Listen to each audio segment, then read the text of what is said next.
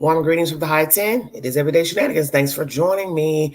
I have a two-part compilation video pertaining to the ex-officers who aided and abetted in the death, murder of George Floyd. They have pled not guilty in a court of law. And I also will be discussing Alex Murdaugh, a disgraced attorney out of South Carolina.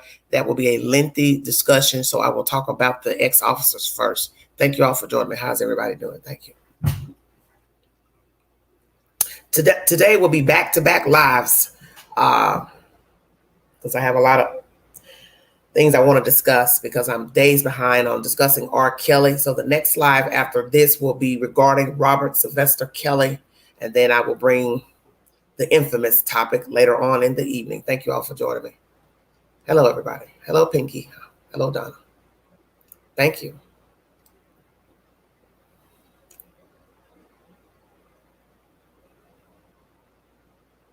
Hello, Benz. How are you?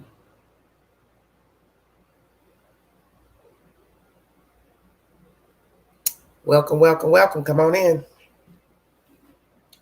Thank you so much.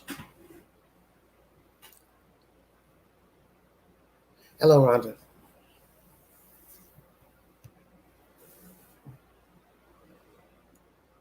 Dee Dee, how's everybody doing? Thank you. I'm going to go ahead and get started. Hello, Jack. Hello from Cookville, Tennessee. Thank you. Thank you. Welcome, welcome, welcome. I am blessed, highly favored. How are you? Amen, amen. The first source is CBS News. Ex-police officers charged in George Floyd case plead not guilty to federal charges. The four former Minneapolis police officers charged in connection with George Floyd's death each pleaded not guilty to federal charges Tuesday at a virtual hearing. Derek Chauvin, Thomas Lane, Tua Tail, and J. Alexander Queen are charged with violating Floyd's constitutional rights and are alleged to have willfully failed to aid Floyd while he was in clear need of medical care. In May 2020, Lane and Queen tried walking Floyd, who was handcuffed after being accused of using a counterfeit $20 bill, to a police squad car. Floyd fell to the ground, telling the officers that he was not resisting, but did not want to get in the car due to claustrophobia, prosecutors said. Chauvin and Tail later arrived at the scene, and graphic videos captured Chauvin kneeling on Floyd's neck for more than 9 minutes, ultimately killing him. Chauvin, who is currently serving a 22-and-a-half-year prison sentence for Floyd's murder, is accused in the federal trial of willfully depriving Floyd of his right to be protected from illegal search and seizure. The indictment said Chauvin abused that constitutional right by pinning Floyd to the ground as he was handcuffed and unresisting. The grand jury also charged Queen and Tail with failing to intervene and stop Chauvin as he demonstrated unreasonable force. Queen, Tail, and Lane also each faced 2 charges in state court for aiding and abetting second-degree murder. U.S. Magistrate Judge Tony Ling on Tuesday heard arguments from Queen, Lane, and Tail's attorneys who have asked for their federal trials to be separated from Chauvin's. They argued that combined proceedings would be prejudicial considering Chauvin's existing convictions. Tail's attorney Bob Paul argued that his client's case should also be separated from Queen and Lane's as well, due to Tail's position as a senior officer to the 2 rookies at the time. Okay. Interesting. So they're saying Tail's lawyer wants his case to be separated from Queen and Lane's because his position as a senior officer. Make sure I repeat that. This year, the former officers' cases were separated due to part to COVID-19 concerns. Assistant U.S. Attorney Amanda Sertic said Tuesday, but the standard for severance is very different between state and federal proceedings, she said. Sertic argued that COVID will not be as much of a concern due to the government's facilities and resources. It is going to be clear based on the instructions provided to the jury that this is not a murder case, Sertic said Tuesday. This is a case involving constitutional violations. So to the extent there's any prejudice from the fact that Mr. Chauvin was convicted of murder, I actually feel confident that the defense will also be making that distinction, that those are not the charges here, and the jury will be appropriately instructed. Chauvin is expected to return to federal court on Thursday for a separate hearing related to a charge that accuses him of kneeling on a teenage boy's neck in 2017. Lloyd did not mention a further trial date on Tuesday. So I found it very interesting in this article by CBSNews.com, if you need verification.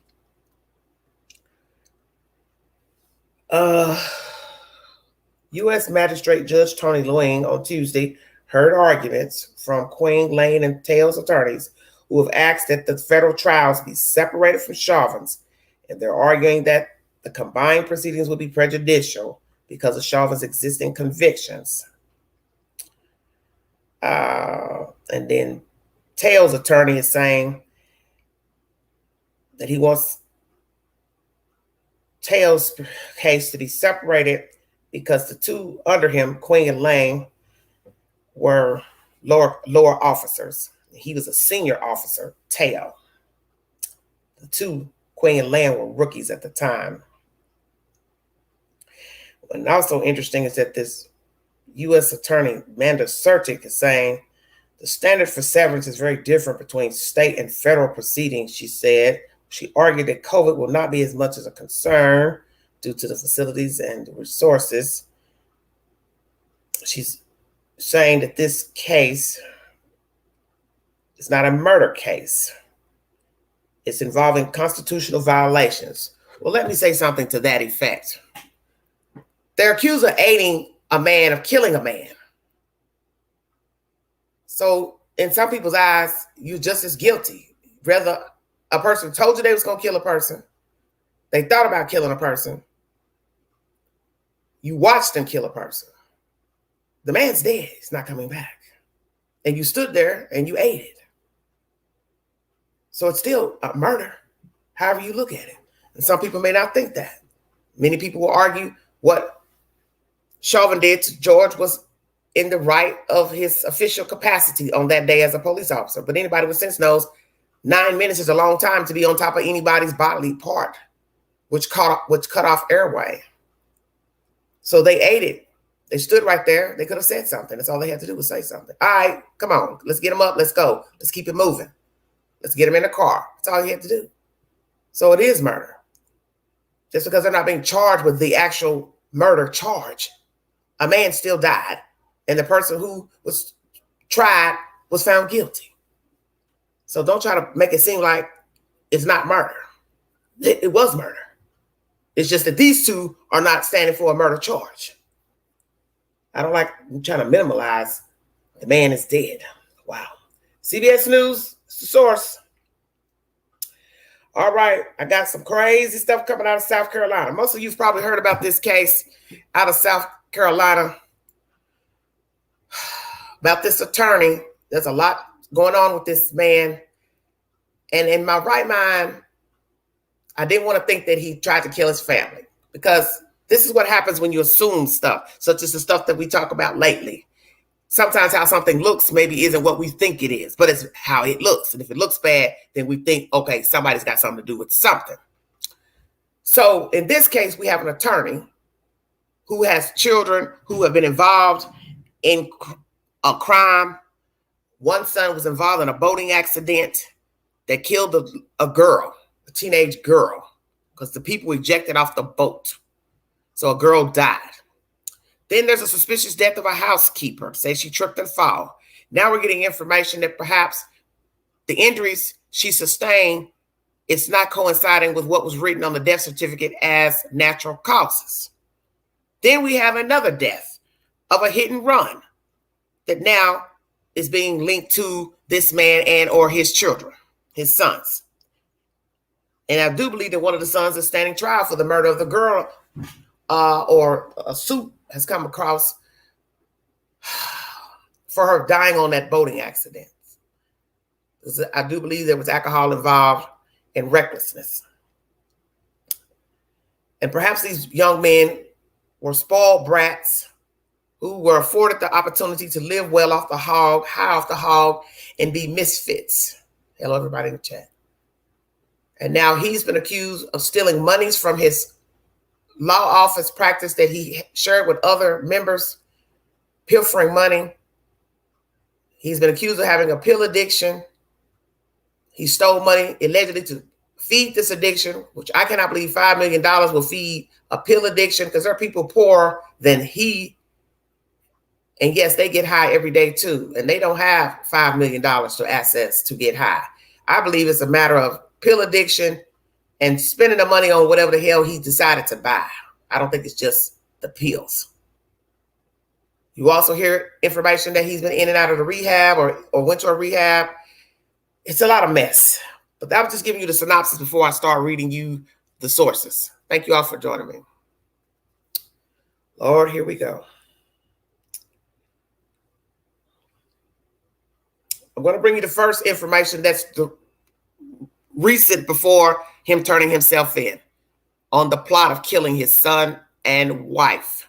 There's a lot to this story, and some of you probably haven't followed it, but each day they give us a little bit of this, and this. But as I said, there are other deaths that he's being linked to that are suspicious. Housekeeper's death, a hit and run. His son is involved in a boating accident of a young girl. Others were injured on the boat, schoolmates, classmates, whatever. That's a separate incident from him. He's also been accused of stealing money from his law firm. He's resigned, but now they're saying he didn't resign. We told him to get out of here. I'm going to bring you the said information. CNN is the first source. Hold on.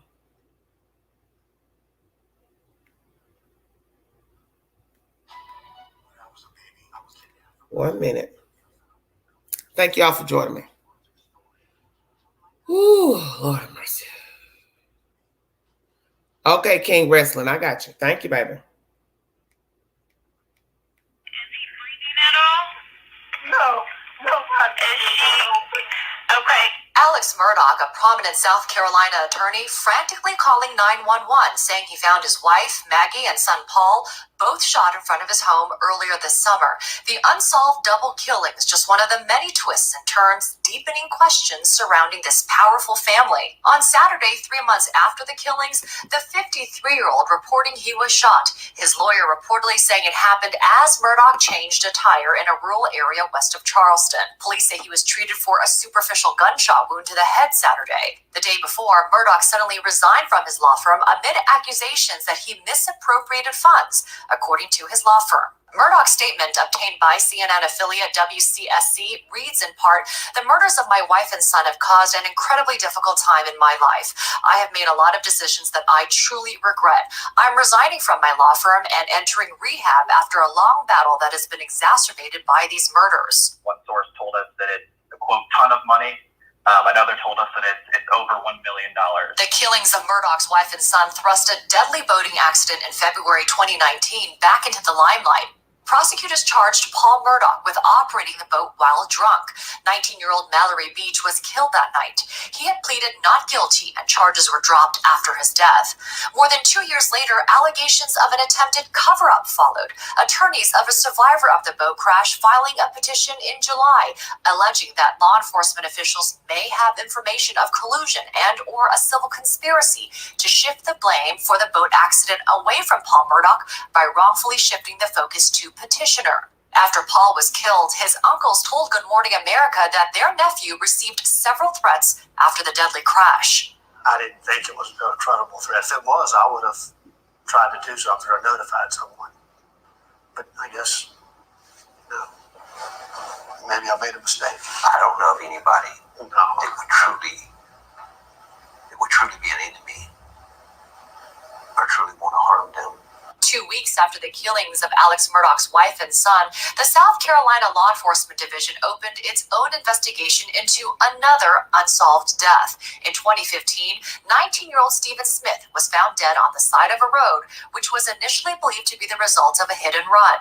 Authorities point to information gathered during the Murdaugh investigation that led them to review this unresolved case, but not pointing to the Murdaughs as suspects in the death. This story has gripped the state so much. I think that there's a lot of trepidation and suspicion, not only about these ongoing investigations, but also the family itself. And Aaron, some people seem to be asking whether or not the Murdaugh family's prominence has played any role in the investigations. Look, we don't know the answer to that, but it's no secret that the Murdaugh family has a long and influential history in that region, in the low country of South Carolina. In fact, 3 generations of the Murdaugh men have served as top prosecutors for more than 80 years. But we do want to make clear that authorities have not accused the Murdaughs of any wrongdoing in that 2015 case. We reached out to Alex Murdaugh and his lawyer. No comment yet. Okay, that is the said information from CNN. I'm going to go ahead and read you the said information for those who may not have missed parts of that video clip. South Carolina attorney resigns and enters rehab after being shot in the head months after deaths of his wife and son. This is source number one pertaining to Alex Murdaugh. The law firm of prominent South Carolina attorney Alex Murdaugh released a statement claiming he resigned from the firm prior to his shooting on Saturday for what it says was a misappropriation of funds. Murdaugh said he was shot Saturday about 3 months after he discovered the bodies of his wife and son shot dead outside the family's home. The firm Peters, Murdaugh, Parker, Elsroth, and Dietrich, PMPED, said Murdaugh resigned Friday. His resignation came after the discovery by PMPED that Alex misappropriated funds in violation of PMPED standards and policies. The firm's statement read, a forensic accounting firm will be retained to conduct a thorough investigation. Law enforcement and the South Carolina Bar have been notified. CNN has reached out to Murdaugh's attorney for comment and has not heard back. On Wednesday, the state Supreme Court issued an order suspending Murdaugh's license to practice law in South Carolina. Murdaugh said Monday he planned to resign and begin an unspecified rehabilitation treatment, according to a statement obtained by CNN affiliate WCSC. The statement released through attorney Dick Harpootlian said, the murders of my wife and son have caused an incredibly difficult time in my life. I have made a lot of decisions that I truly regret. I'm resigning from my law firm and entering rehab after a long battle that has been exacerbated by these murders. I'm immensely sorry to everyone I've hurt, including my family, friends, and colleagues. I ask for prayers as I rehabilitate myself and my relationships. CNN has attempted to reach Harpootlian for comment. Murdaugh called 911 and reported being shot Saturday on a road in Hampton County, South Carolina, according to a statement from South Carolina Law Enforcement Division, SLED spokesperson Tommy Crosby. Murdaugh was taken to a hospital in Savannah, Georgia, where he was treated for a superficial gunshot wound to the head, and no arrests had been made, the SLED statement said. CNN affiliates WCSC and WCIV reported. Jim Griffin, Murdaugh's attorney, said he was told by family members Murdaugh was changing a tire when he was shot. Griffin told WCIV a vehicle had passed Murdaugh and turned around when someone shot him. A family spokesperson said in a statement the family expects Murdaugh to recover and ask for privacy, saying, the Murdaugh family has suffered through more than any one family could ever imagine, a likely reference to the killings of Murdaugh's wife and 22-year-old son. Shooting deaths of wife and son remain unsolved. This is an earlier article. According to SLED, Murdaugh called 911 on June 7th and said he had arrived home to find his wife Margaret and son Paul shot dead outside of their home in Islington, a small community about an hour north of Hilton Head Island. Colton County Sheriff's deputies determined both had suffered multiple gunshot wounds. SLED took over the investigation, but the case remains unsolved. Alex Murdaugh announced a $100,000 reward for information leading to the arrest and conviction of the parties responsible for their deaths. I urge the public to be patient and let the investigation take its course, SLED Chief Mark Keel said in a statement in June. This case is complex and we will not rush this or any investigation. The family has been prominent in South Carolina legal community for decades. Over 87 consecutive years, 3 generations of Murdaughs, including Alex's father, Randolph Murdaugh III, held the office of Solicitor of the 14th Circuit, which covers Allendale, Beaufort, Colton, Hampton, and Jasper counties. According to the 14th Circuit Solicitor's Office, the current solicitor is the first outside the Murdaugh family to hold the elected position. Alex's brothers Randy and John Marvin addressed the perception of the family prominence in an interview with ABC's Good Morning America in June. You see, words like dynasty, use, and power, and I don't know exactly how people use those words, said Randy Murdaugh, but we're just regular people, and we're hurting just like they would be hurting if this had happened to them. I can't imagine the horror that my brother's experiencing, he said. This is by CNN, this source, and this was uploaded September 7th, So that's an earlier article. So at this time, people on the outside, such as myself, didn't know what was going on, speculating about this woman and the son being murdered. Who would do this? Is this a revenge killing because of who these people are? And this death of a hit and run years ago, the death of the girl on the boat by the son. Now I'm reading that the charges were dropped. So that's Doesn't sound good. So some of us are probably thinking this was a revenge killing. Now we have information that the father has a drug problem, went into rehab after resigning from a company where he's stolen money. And I hear that he was pressured. So I guess so he wouldn't look bad, he resigned. Then there's a $100,000 reward. He's speaking about the reward, knowing he's the one behind the deaths of the family. Then the wound where he gets shot is now deemed superficial. Because I said to myself, why would somebody shoot themselves for somebody to get insurance money? Or did he shoot himself to make it look like somebody was really after their family because he did plot the death of his wife and son? What is the truth with this man? And as they say, a liar doesn't have to become a murderer. A thief does not have to become a murderer. But usually a murderer has been or is a thief and a liar. Amen. Okay. Lord have mercy. Here's the latest on Alex Murdaugh.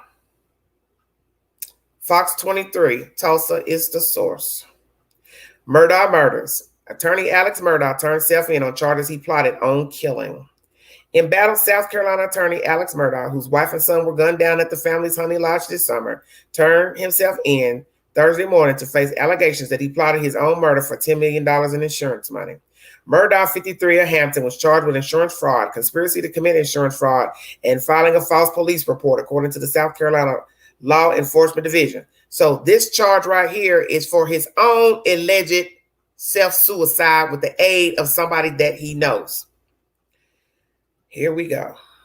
The personal injury lawyer and former part-time volunteer prosecutor has denied any involvement in the June 7th murders of Margaret Maggie Murdaugh, 52, and the couple's younger son, 22-year-old Paul Terry Murdaugh. Authorities had previously named him a person of interest in the double homicide. And when you open up this said article, you will see a picture that was uploaded from a year ago, Facebook. A picture of Mr. Murdaugh, his wife, and the two sons, one whom is deceased now. And there's also a video via Twitter inside of Mr. Murdaugh, I guess, turning himself in. Okay.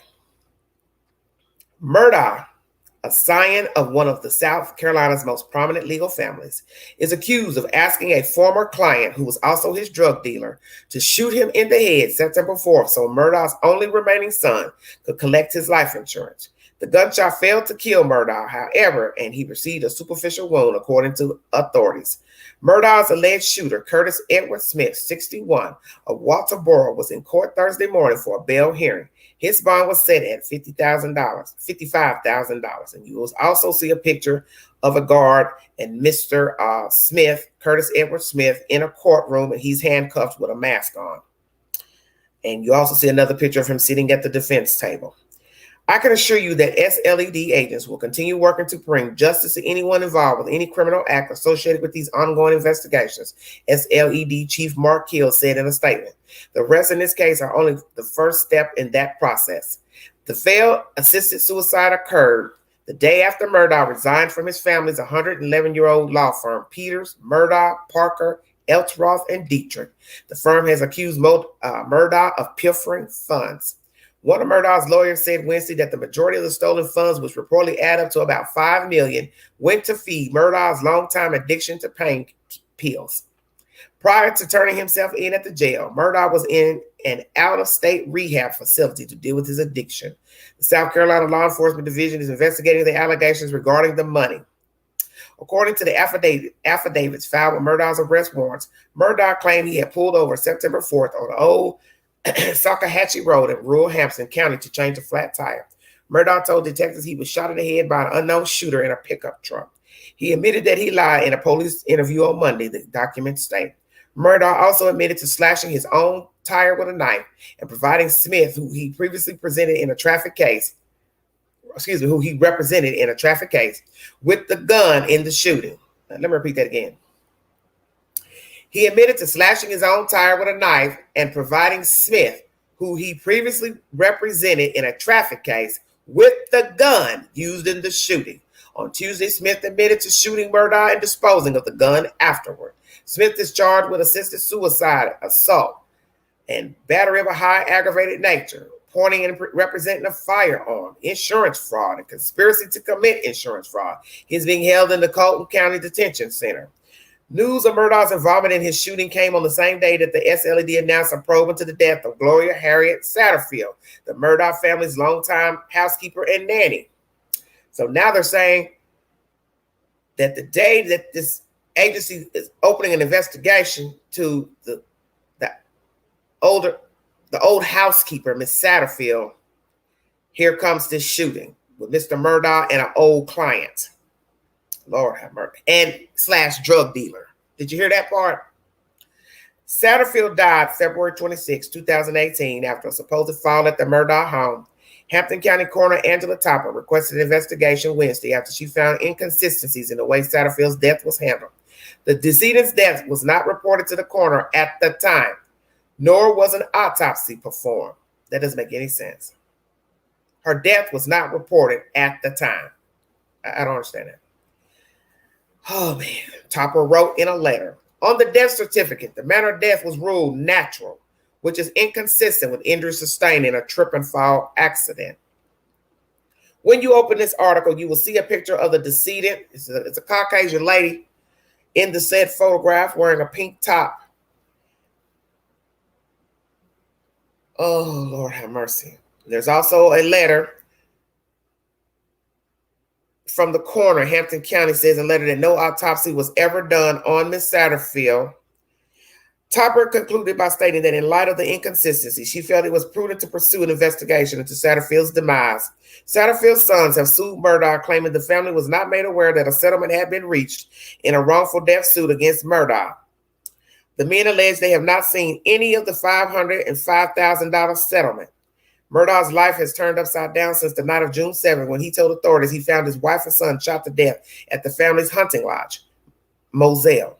Their bodies were found a few yards apart from one another near some dog kennels on the property. Paul Murdaugh was shot in the head and upper body with a shotgun. His mother was slain with an assault-type rifle, according to reports. You also will see a picture of the property and also the young son who was brought in for the murder of a classmate friend. Oh, Lord Jesus. This is crazy. But as the article states, those charges were dropped. It's very interesting that those charges were dropped against that said son who's now dead, who died alongside his mother on the property. Alex Murdaugh was described as a person of interest in the murders, but family members have said Murdaugh was taking his father, Randolph Murdaugh III, to the hospital at the time of the slayings. The elder Murdaugh, 81, died of natural causes 3 days after the murders. Randolph Murdaugh III was the last in the three-generation line of solicitors for the 14th Judicial District. His grandfather, Randolph Murdaugh Sr., was the first person named to the solicitor's post in 1920. Randolph Murdaugh Jr. took over the post in 1940 when Murdaugh Sr. died in a train collision and served until 1987, at which point Murdaugh III took office. Randolph Murdaugh III retired in 2005. Alex Murdaugh was a volunteer prosecutor in the same office. Following news of the embezzlement allegations, he was stripped of his authority as prosecutor. He also resigned from the family law firm, and the Supreme Court of South Carolina has indefinitely suspended his license to practice law. Satterfield's death is not the only one getting a second look because of the investigation into the Murdaugh murders. SLED investigators also have reopened the probe into the cold case of Stephen Smith, who was found dead on a Hampton County road in 2015. Smith, 19, of Brunson, reportedly died of blunt force trauma, and authorities suspected a hit-and-run crash. Smith's mother believes he may have been the victim of foul play. The Associated Press reported. Sandy Smith has told multiple news outlets over the years that she believes her son was beaten to death. She also said she believes Paul Murdaugh could have been involved. The Island Packet reported that Smith graduated in 2014 from Wade Hampton High School with Paul Murdaugh's older brother, Richard Buster Murdaugh. Don't you love those names, Buster? Okay.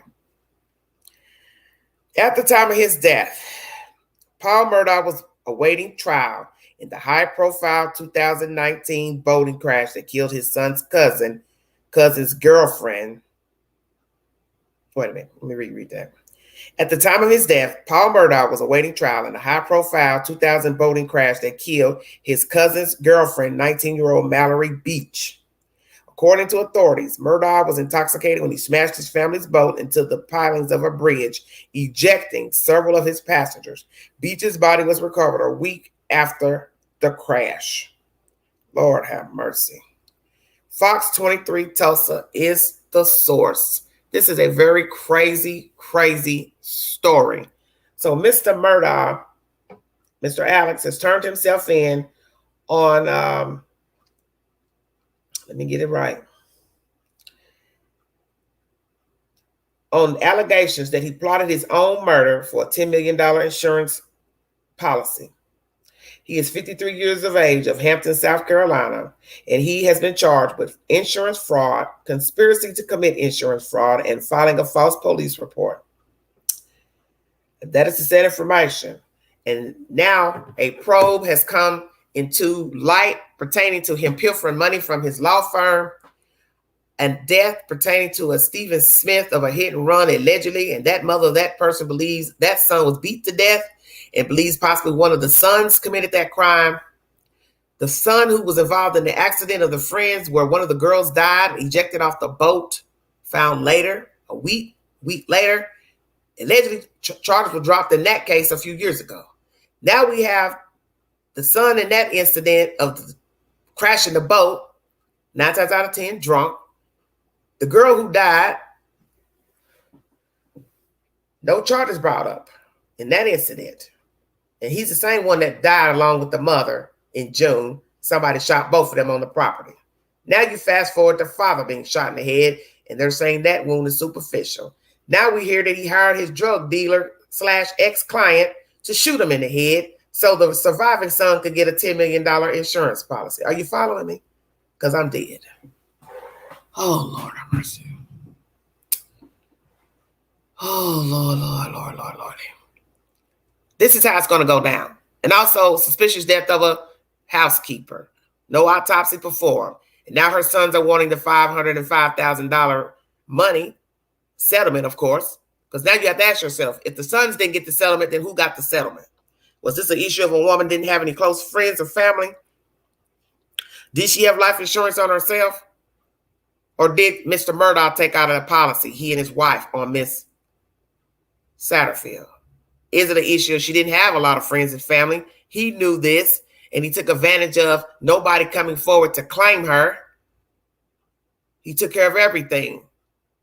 Murdered her. Had the policy already before murdering her. Possibly murdered her because he went and took the policy out to murder her. Knew nobody would find out about the policy. Got the money. And now here come her sons finding out about the money. Mr. Murdaugh, you are in deep shit. Although you're denying that you murdered your son and wife, they're going to link you to all these deaths one way or the other. You and your remaining son, Buster. They're going to link you. Because what they're going to say to themselves, the state, and I believe they have state police there too in South Carolina. What they're going to say to themselves is this. If you would shoot yourself so your remaining son could collect a $10 million policy, you would also be the type to shoot your wife and kid. You would also be the type to murder Miss Satterfield for insurance money. And we don't know exactly who murdered Stephen Smith, beating death of him. Perhaps one of your sons did beat this man to death, left him out on the side of the road to make it look like a hit and run. And because you're affiliated in this jurisdiction as an attorney, you have a prominent name. No charges were ever brought forth with your children for that death. No investigation into the death of the housekeeper, who in this article it says the timing was off with the autopsy versus you reporting her dead. So that doesn't make any sense. So when did you report her dead? So somebody went along with that. Then your son doesn't get charged for killing a girl on the boat. Reckless driving, probably alcohol. No different than driving a car drunk. So your hands have been into probably getting the getting the charges dropped against your son in the boating accident of his friend, his cousin's girlfriend. Miss Satterfield, your housekeeper. 9 times out of 10, you killed her. You killed your wife and your son, and then you tried to have your client, ex-client, drug dealer, shoot you in the head so your surviving son could get a lump sum of money. Did I say that correctly? You are evil. You are indeed a red-headed demon. Anybody that will kill somebody for insurance money is vile, and you are the grand narcissist. You are a sociopath, more or less a psychopath, because you're walking around pretending to be human, laughing and snickering with people, popping pills, stealing from your law firm. Hello, everybody. And doing what you want, when you want. You are greedy. There's no way I'm going to believe he was just buying pills every day with all this money. Because you're talking about 9 times out of 10, he got insurance money from the housekeeper. He would have collected money off this dead wife and kid. He's stolen money from the firm, $5 million, and you want me to believe that all that money, $505,000 plus the $5 million, was all to buy pills from some low-rent drug dealer? That's what you want me to believe? So now I have to ask myself, well, how does the drug dealer live? Because if he ain't got no fat house on the water in South Carolina, Hilton Head, or somewhere swanky, then you can miss me with $5 million went on pills. So at the time of him turning himself in, he was in a rehabilitation facility for narcotics. I don't know how much he paid him. This is a sick, sick tale of people who are sick. And I refuse to believe it's just about drugs. I believe this man lived a very swanky lifestyle. He came from money and prominence in South Carolina. So he's used to a certain lifestyle. He wanted to continue the lifestyle, make it greater, which most people will do when they have a certain type of position and paid a higher income. They want more money. Why would they not? So I think he became greedy, was stealing the money to fund his lifestyle and his pain addiction. Like I said, I'm not going to believe $5 million went on pills only. There's no way I believe that, because he had a family. He had a house. I'm sure he has properties in other states, has more than one car, probably bought his kids' cars. You understand what I'm saying? It's not just about no pills. This is a sick story. Very sick story. It's very, very interesting. But that's the set information in this live. The 3 ex-officers out of Minneapolis that aided and abetted the death, murder of George Floyd have pled not guilty in court. So far, the proceedings will go forward despite COVID. Mr. Taylor's attorney does not want trial linked in with the other fellas due to Mr. Chauvin having been convicted of murder of George Floyd. And we now find out Mr. Taylor was the lead officer, supervisor, I guess, He had a higher rank than the other 2. So that means Taylor knew better then. He was a higher rank. So he's going to look even worse going into court. It's not like we're talking about 3 rookies or 3 regular officers. Now we're talking about a high-ranking officer standing trial for aiding and abetting the murder of George Floyd. So you knew better, sir. You should have told the other officers, hey, come on, let's go. We got to get him in the car. But you didn't. And the low-ranking officers, you still knew better.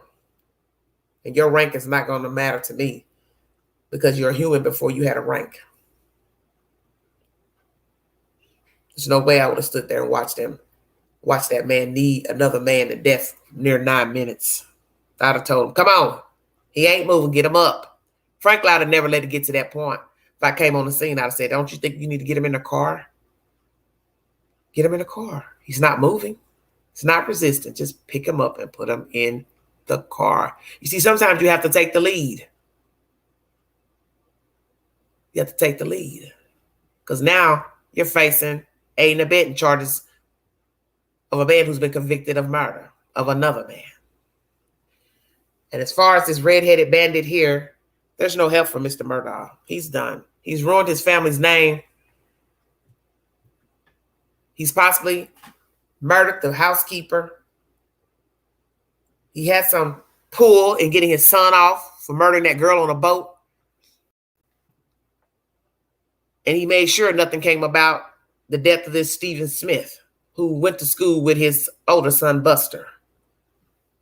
Buster, you got some explaining to do, like your papa.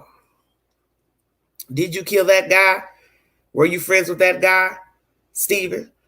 Did you all have an altercation that night? One of you or your other brother? He's dead, so he can't tell nothing. You all have orchestrated a fine mess out there in South Carolina. The swamp is sure enough swampy. It is alligator season. Because you all are vile. That's the set information. Yes, Pretty K. They've been doing it a long time.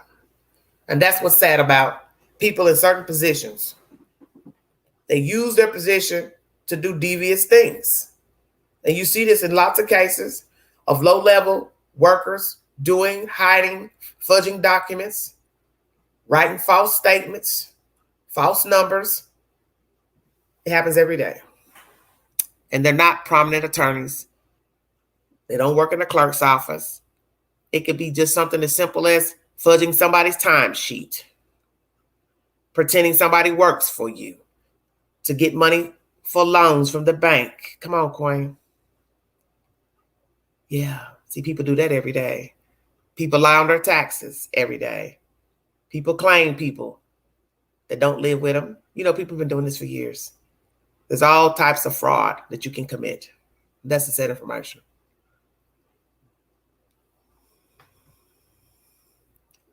Well, Dr. Dot, that's what people do, sweetheart. And I'm going to pray for Miss Satterfield's sons. I don't know the relationship that she had with her sons. I don't know if they got along, didn't get along. I don't know anything about this woman. I don't even know anything about this man, Mr. Murdaugh, but I do know he's got too many deaths surrounding him.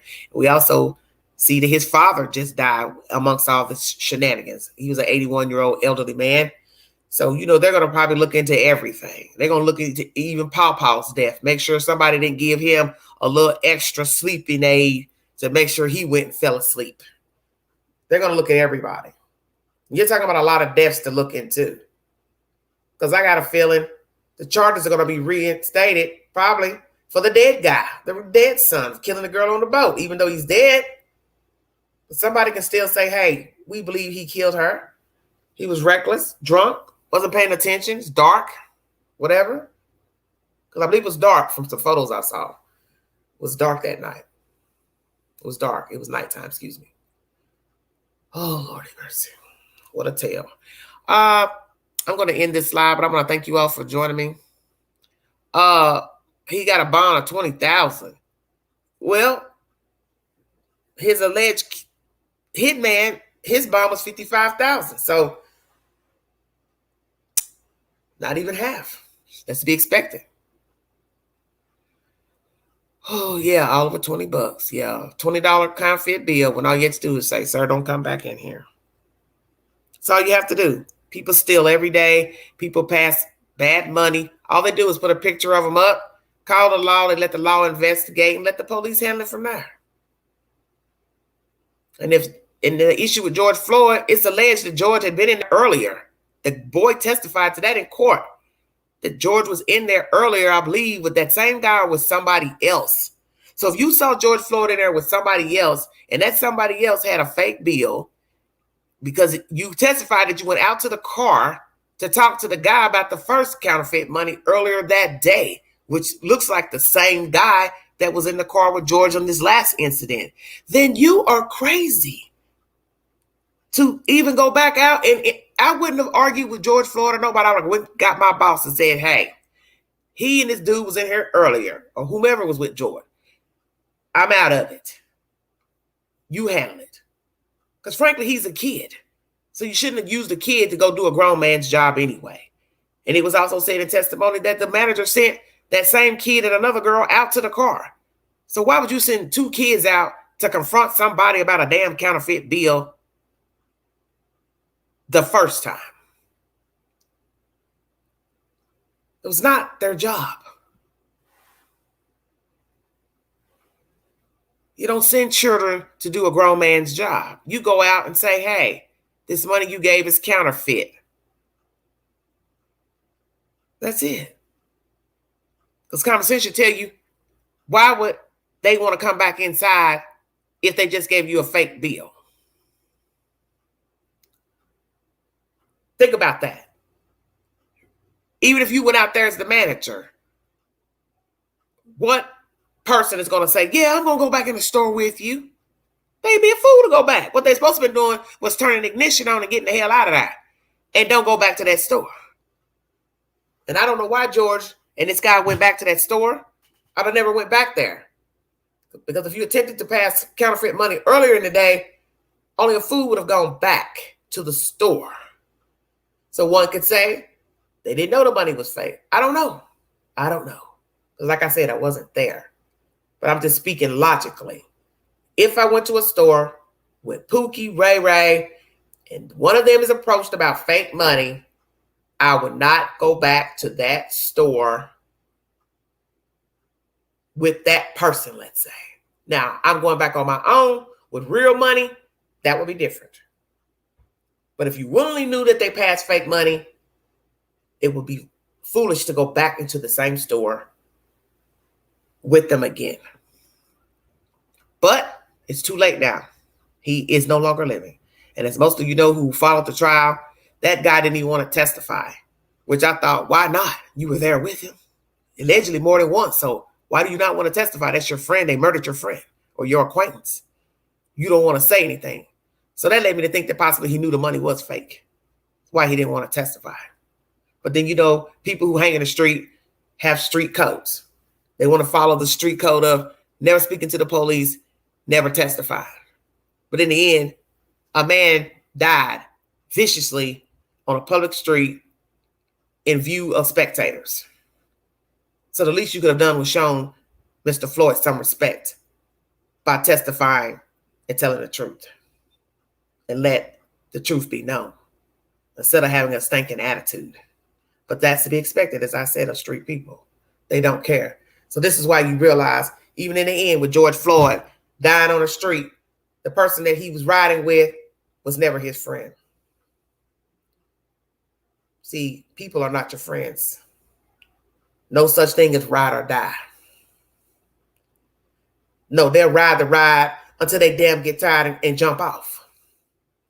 And this was that case with George Floyd and this fella. He proved that at the end when it was time to go to court.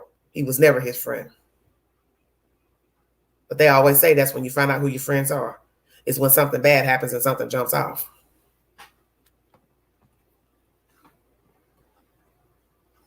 Sadly.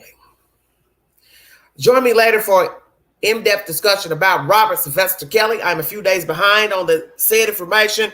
I've been a little lax in my behavior pertaining to talking about Robert, but I want to go ahead and do a live about him and get it over with, because naturally there's going to be information about him that's going to be reported today, because usually the judge, she does not like to hold court on Fridays.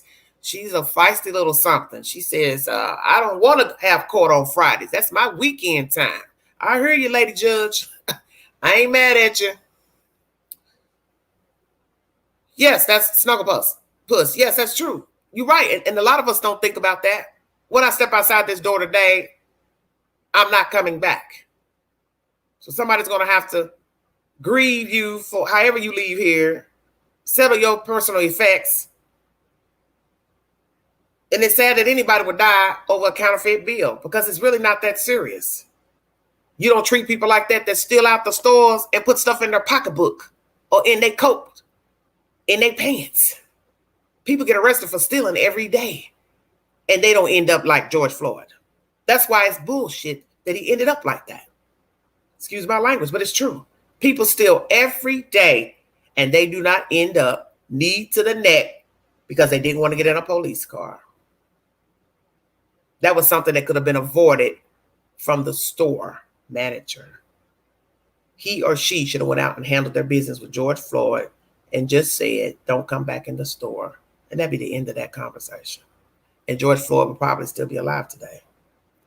I will bring you more information pertaining to the 3 officers who have pled not guilty in court pertaining to the aiding and abetting of the murder of George Floyd, and also Mr. Alex Murdaugh, disgraced attorney who has now turned himself in on a plot to kill himself. He was arrested, and his hitman / drug dealer also arrested. This is a very sad day in America. This shows you, as I've talked about, I say this all the time on here, there are a lot of people who are wayward and they have tainted spirits. And this man had the world at his feet. He had the fortitude to make a higher income, and he could not be content with doing that. He became greedy and immersed himself in probably a whole lot of illegal dealing, stealing the money, popping pills. Now, murder of himself, which I know is BS. I think he did that to take the heat off of what happened with the wife and son, which I believe he's behind that too. And who's to say that this drug dealer guy didn't kill them? If he shot you, he probably shot your wife and kid. Probably helped you get rid of Miss Satterfield, the housekeeper. But this goes to show you don't know people, and people are empty. And Mr. Murdaugh is an empty vessel, and he's been an empty vessel. And who's to say that he comes from empty vessels? Perhaps the old man, Murdaugh, was just as diabolical as his son. And Mr. Randy naturally is going to defend his brother, defend the family name, because that's all he knows. But I wonder, as time goes by and the evidence is released pertaining to all these deaths, how will Randy stand? And how will this remaining son, Buster, stand? Because Buster, I believe you in hot water too for the death of Stephen, because now your name has come up in that suspicious death of a young man who died on the side of the road. Or could it be he was dumped on the side of the road? Everything's up for interpretation.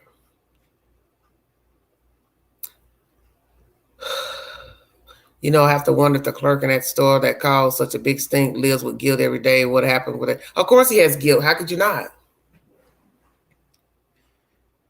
Yes, Crystal, he didn't have to take the bill. That was the thing that was told to all the workers. If you suspect counterfeit money, we will dock your pay. So when he saw the bill, he should have taken it. Even earlier, if you thought that money that you got earlier was fake, you shouldn't have taken it. And the thing that baffles me the most about this story, besides a man dying because of a $20 bill, alleged fake bill, why do you not have a marker? And I mentioned this to somebody and they was like, well, you know, all stores ain't got no marker. Hey, this is a major city where you know people are going to make counterfeit money. You can't spend a couple of dollars on a bill marker? That makes no sense to me. Yes, they are guilty, because there's no way I could have watched somebody do that to another human. But I can't believe a store wouldn't buy a marker. I don't know how much those markers cost, but it's not like you're talking about $1,000 for a bill marker. You want to preserve your store and your business, you will buy a marker, and you'll buy several markers. So when people come in, you can mark the bill to make sure it's not counterfeit.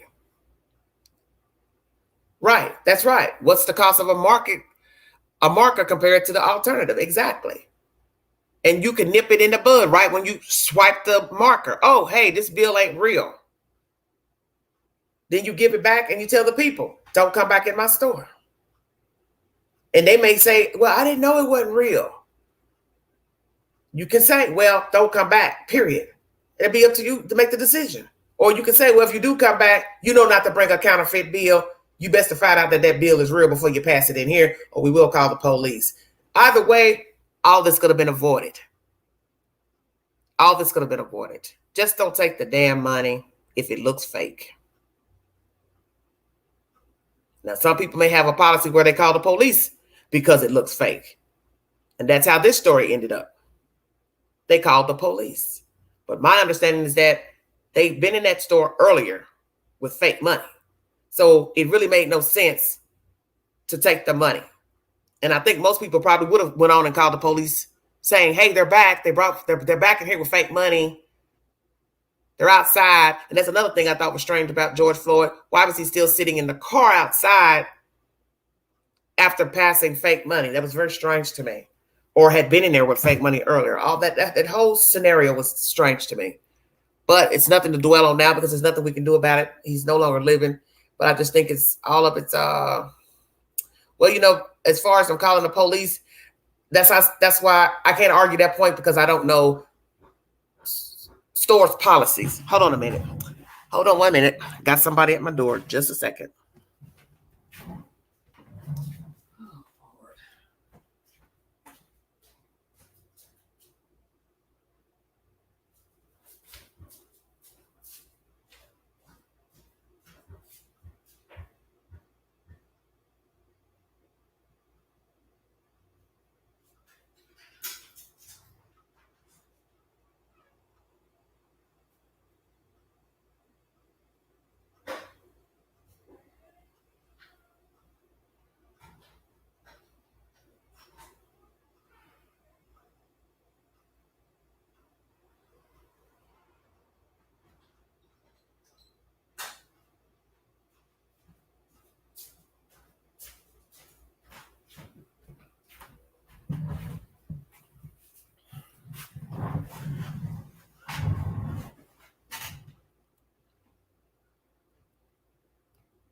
Okay, sorry about that. Somebody was banging on something in her car. I thought somebody was banging at my door. Thank you.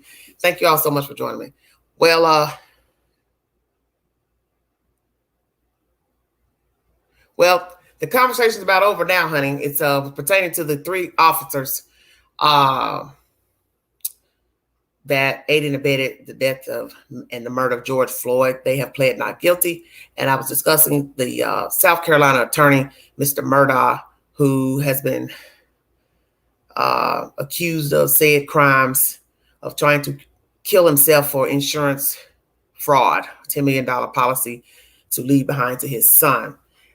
He had someone to shoot him, and it's a guy who he's been buying pills from, and an alleged older client that he had. He defended in a traffic event. Yes, this is a new case. This just happened this summer. Yes, thank you. Thank you so much for listening. Thank you for the few in here. Thank you so much. What are y'all talking about? Somebody got locked up. Krista, what are you talking about? Oh, Lord. I have to go back and check when I stepped away. But I thank you all for joining me. I will be back with another commentary pertaining to Robert Sylvester Kelly, and I will possibly go live a little bit later. I won't stay on late tonight because I have some business to take care of tomorrow, so I can't do any late lives. But I want to thank you all for joining me. God bless all of you. Stay safe. If you see something, say something. Prayers for Summer Wells and her brothers, the brothers of Cal City. That is coming up. The anniversary of the disappearance of those said children out of Cal City. That will be the 21st of this month. Thank you all for joining me. If you want to donate to the channel, $ Big Angie 129 Cash App. This is Everyday Shenanigans. Thank you. Y'all have a great day too. Bye-bye.